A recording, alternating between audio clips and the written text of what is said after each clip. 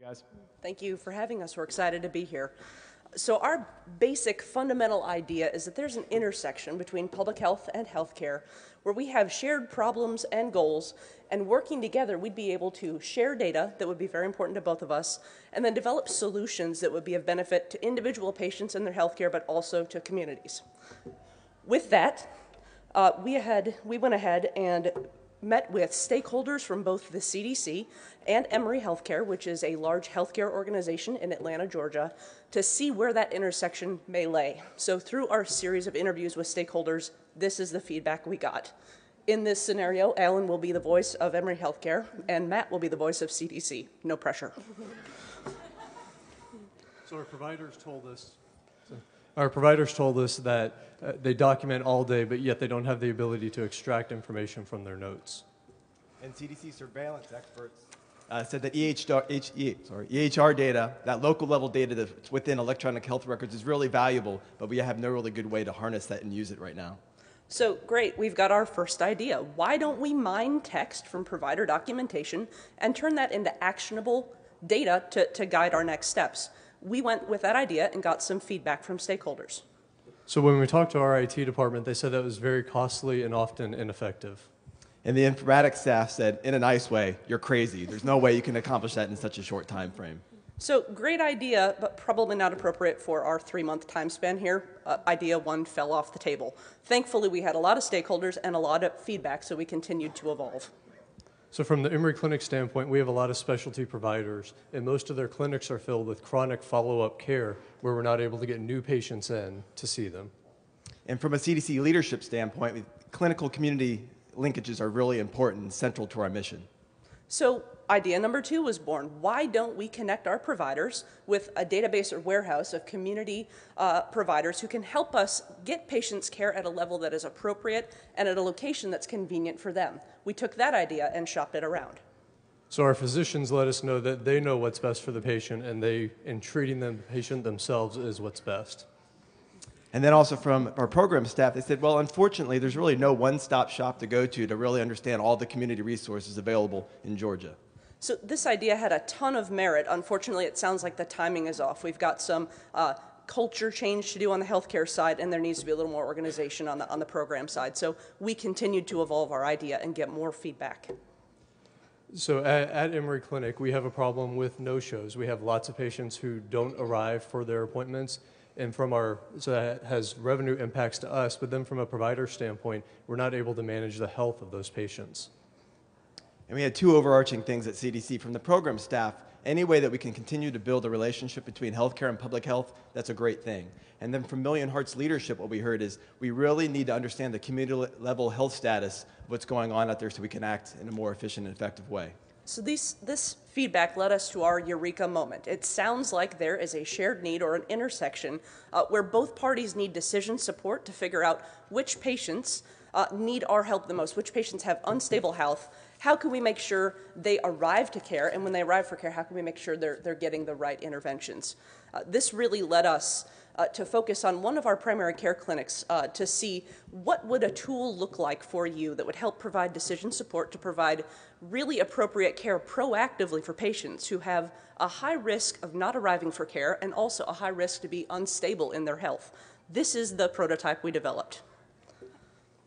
So this is the low-res prototype developed in Excel that was presented to Emory's providers and leadership in order to get buy-in.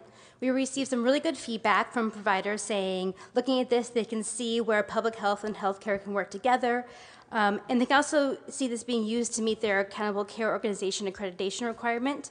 We also received some very specific feedback, including we really just want to focus on blood pressure and diabetes control, and really we just want to see that decision support section for daily operations.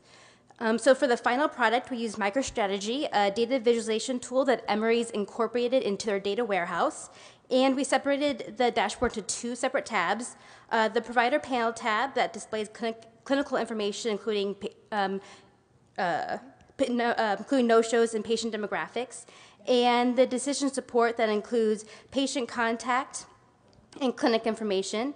Their no-show score, indicating how likely the patient will arrive to clinic, which is based on Emory's work around predicting no-shows.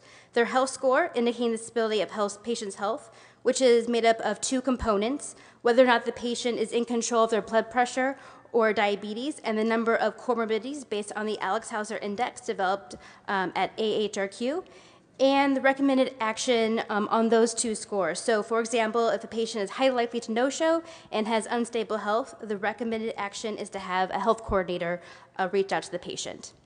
So we piloted this at one of our accredited medical homes, and the feedback we got was phenomenal. The medical director said that this has the ability to transform the way that she and her care team manage the health of their patients. And so they couldn't be more excited to hardwire this into their workflow to begin moving proactively managing their health instead of being reactive.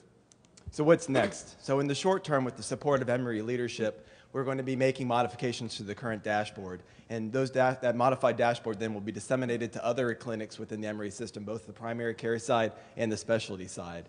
And then long term, what we see is that we're going to take all that information that we gain and develop a toolkit. And within this toolkit, could then be disseminated out to other large health systems and then also to lower resource health systems and clinics. And included within that toolkit will be recommendations on how those health systems can, one, partner together, but also from a public health standpoint, partner with local public health to really identify the barriers that patients are facing in, one, attending their scheduled appointments, and then two, achieving optimal health. So when that point comes, we'll be coming back to you and asking you to help us identify the resources and the key partners that we need to help to make sure that dissemination can occur. So thank you.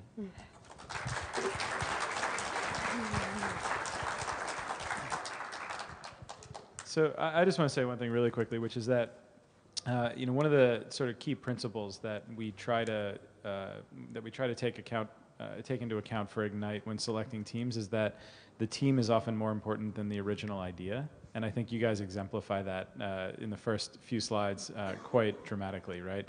I mean, the idea that you proposed initially is very different from the idea that you guys ended up building. And the fact that you were able to iterate based on conversations and really understanding what a true need was, I think is awesome. One quick question for you. The algorithm and the visualization that was developed is pulling in data from the EMR. That's right. Is that something that can be abstracted and used in lots of other EMRs, or is it something that's very specific to Emory? Nope. So for Emory, they have an enterprise data warehouse, and a lot of academic medical centers also have that same infrastructure. But really, in order to do this, a clinic or a health center would need an EHR and a way to extract that EHR data into a server. And then these BI tools, the MicroStrategies, the Tableaus, can tap into that server and develop these tools. Thank you. I want to follow up on Brian's comments. You heard in the morning, Brian mentioned in the many teams over 3 years in the Ignite program, there have been 3 that ended up dead in the water. And I want to congratulate you guys. You had 2 dead in the water just in this 3-month program. Yet you ended up with a 3rd that looks like it's got a lot of great promise. So I want to highlight something you said and then ask a question. One is you said that when you tried this out in a medical center, they said they wanted to rewire their current procedures to adopt this. And from my understanding of medical centers, they're all about trying to see as many people as they can. So they never want to do anything extraneous. So who was convinced of how much money they were going to save, or what was the compelling thing that says, we will change the way we currently do things and add this in our procedure because it's worth that much to us? So who was that and what was it?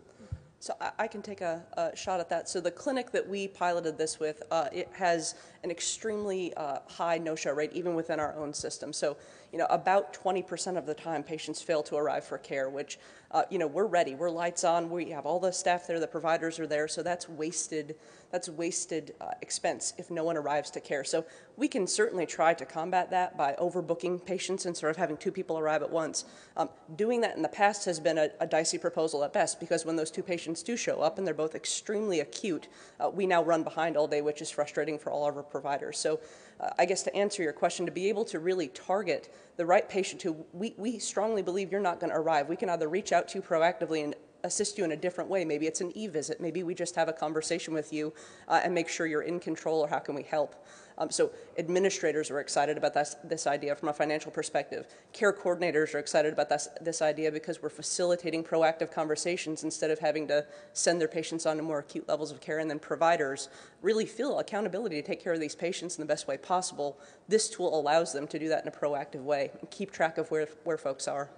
Just real quick, did any of those hospital administrators actually have a dollar cost to each missed visit, or some of them?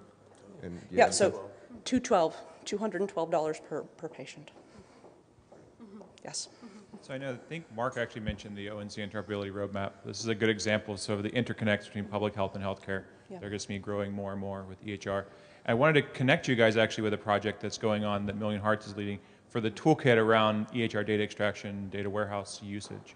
And I think as you guys expand beyond your initial pilots to grow, how can we take this outside of the Emory healthcare network? Yes. That toolkit, there's other projects that can actually lean on you and vice versa and help you get to the point where your algorithm is going against multiple data warehouses and multiple EMR, multiple EHR. Yeah, and I'm also work on Million Hearts and actually involved in that project as well. Awesome, great. Yeah. Good thought. Thank you. Yeah, we got one more. You can go, Wanda. I'm struck, this is fantastic delivery system reform at its heart. With your reduction of no-shows, your scheduling will be far more efficient. Yes. So the possibility of even moving to open scheduling, Yes. but even more engagement with community health worker efforts, not just Skyping or e-visits, but Right. Roles of community health workers. So lots of promise here, and really salute you for thinking creatively and moving forward. Thank you. Thank you. It's been exciting. Okay. All right, guys. Thank you very much.